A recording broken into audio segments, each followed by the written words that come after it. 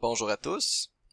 Dans cette vidéo-ci, on va terminer le petit bout qui est la conversion vers la base 10.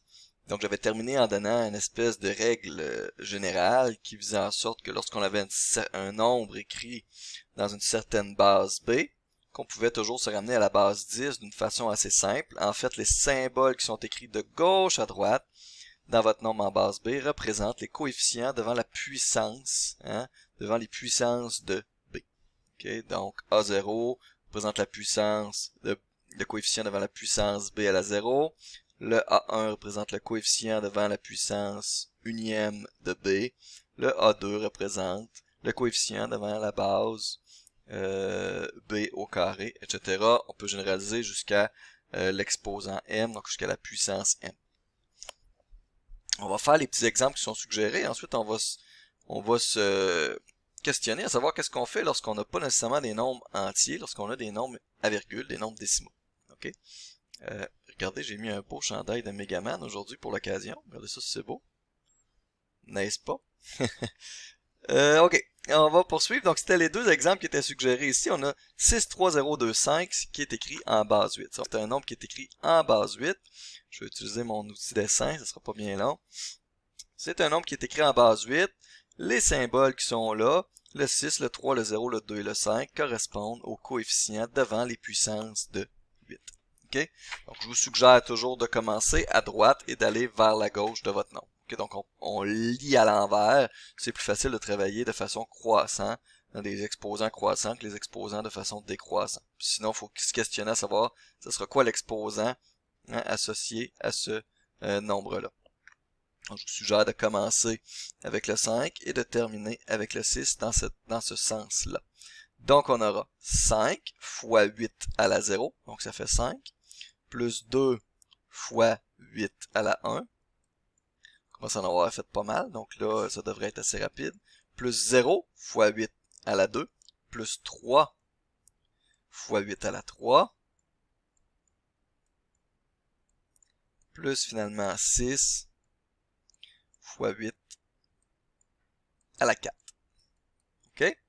Donc voilà, ça va vous donner votre nombre écrit en base 10. Ça va nous donner 5, c'est 5, 2 fois 8, 16, 3 fois 8 à la 3, ça fait 1536, 6 fois 8 à la 4, ça fait 24 576, pour un total tout de 26 133.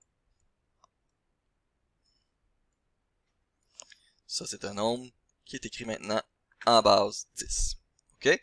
Maintenant, le nombre binaire qui est en B. Là, ça commence à être plus intéressant. Travailler avec les nombres binaires. Je vous avais demandé de réfléchir à quand est-ce qu'on peut dire qu'un nombre binaire est un nombre impair. OK? Mais comme tous les nombres qu'il compose représentent les nombres, la puissance nième, une certaine puissance de 2, à chaque fois qu'on va avoir un 1 ici, on va ajouter quelque chose de pair.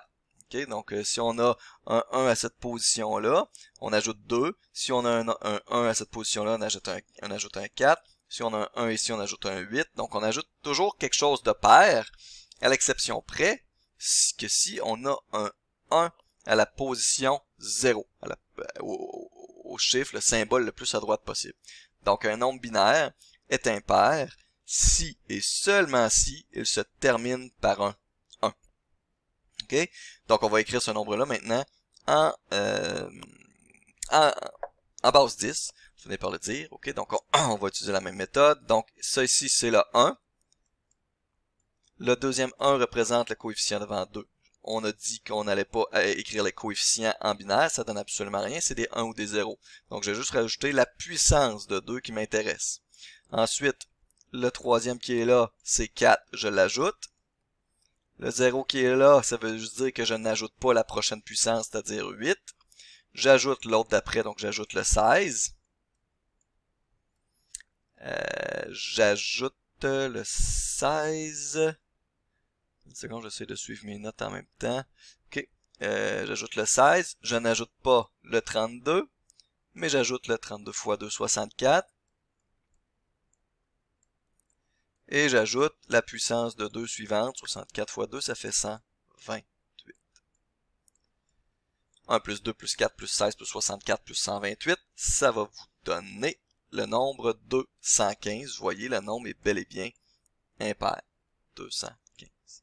Donc, pour avoir un nombre impair, il faut absolument ajouter le 1 en binaire. Pas d'autre possibilité. Dès qu'on a un 0 ici, on va avoir un nombre pair parce que tout ce qu'on va ajouter ensuite sera des multiples de 2. On ne pourra donc pas avoir un nombre impair à ce moment-là. Ici, on a bel et bien un nombre impair puisque le nombre binaire se terminait par 1. OK? Maintenant, si notre nombre comporte une partie fractionnaire, c'est-à-dire des chiffres, des symboles à droite de la virgule, là, ici on n'avait que des nombres entiers, ça allait bien. Mais qu'est-ce qu'on fait lorsqu'on a des nombres après la virgule? Ben, on fait exactement la même bébelle. On fait exactement le même procédé. C'est-à-dire qu'on considère que les nombres qui sont à droite de la virgule, hein, c'est des puissances énièmes et des puissances négatives. OK?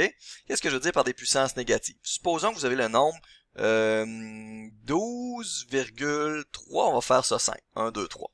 OK? Ce nombre, le 1 représente quoi? Il représente 1 fois 10 à la 1, plus, le 2 représente quoi? Le 2 représente 2 fois 10 à la 0. Donc, qu'est-ce qu'on a fait? On a diminué de 1, on a soustrait 1 à notre exposant pour passer d'une position de gauche vers la droite. Ben, on refait la même chose, plus 3. 3 sera le coefficient de 10 à la moins 1. Donc 0, moins 1, moins 1.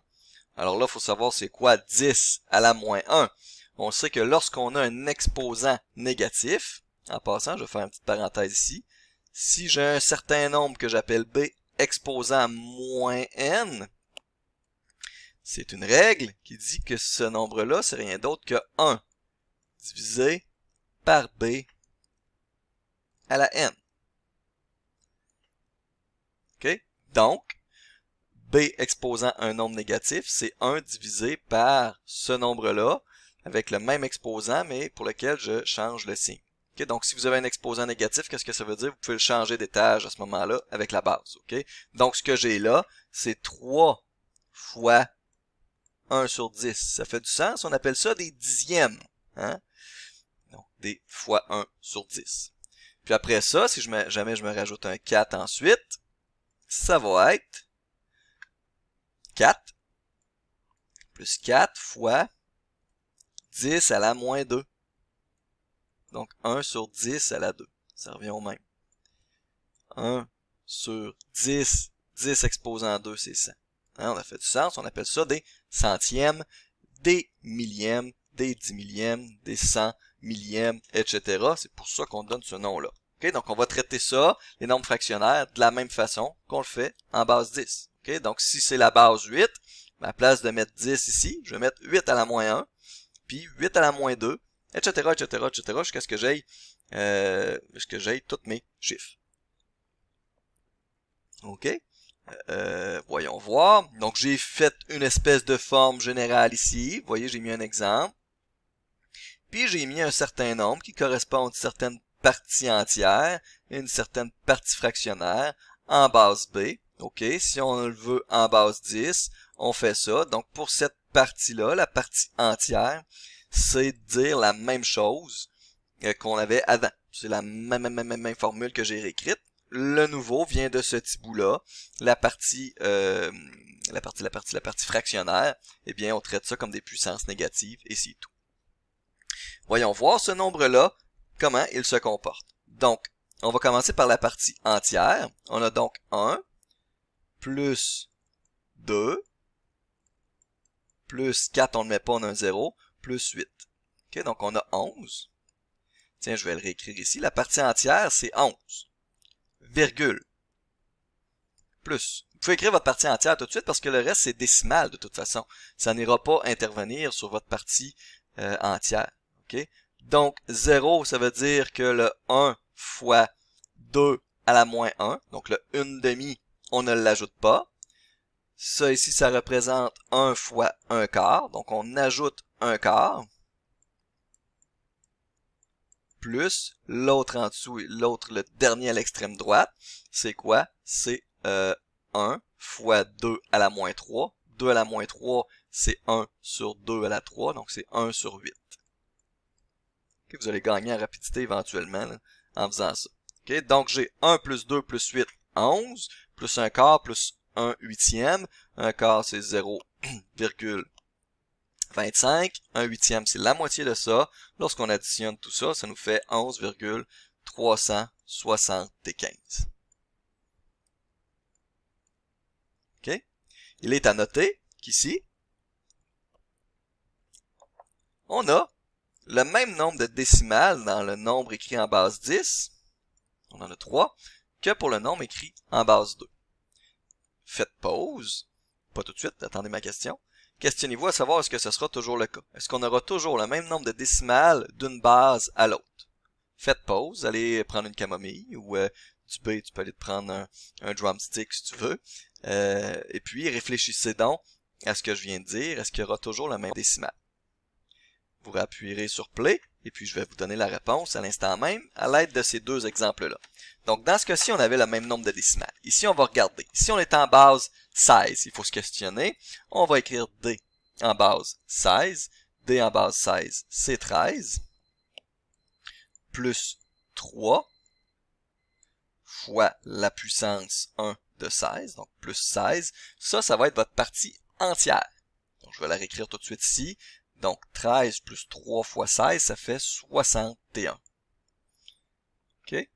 Plus, on va ajouter ensuite les décimales.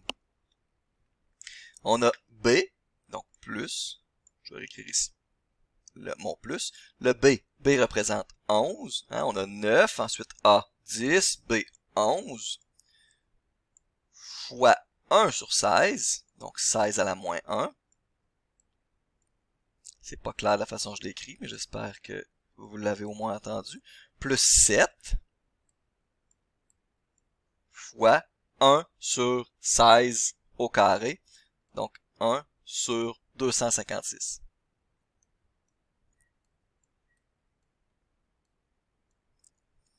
OK? Et on a que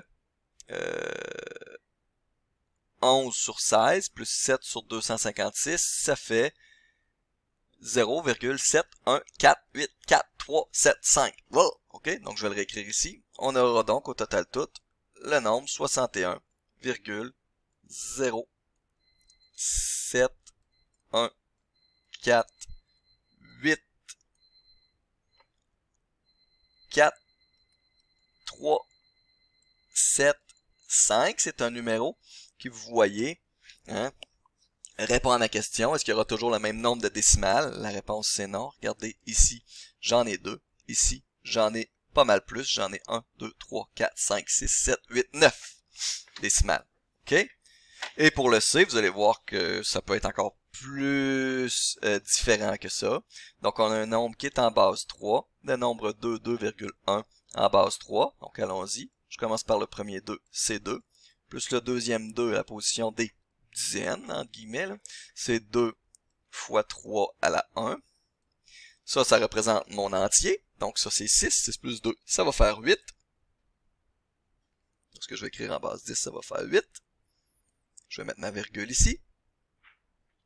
Ensuite, j'ai virgule 1. Donc c'est plus 1 fois 3 à la moins 1. 3 à la moins 1, c'est 1 sur 3.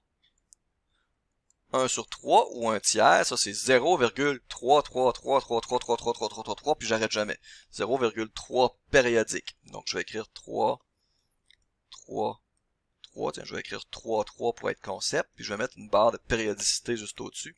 Et vous voyez que non, il n'y a vraiment pas le même nombre de décimales d'une base à l'autre. Ici, on en a une infinité de décimales, ici on en avait juste une. Donc on ne peut pas conclure de telles règles.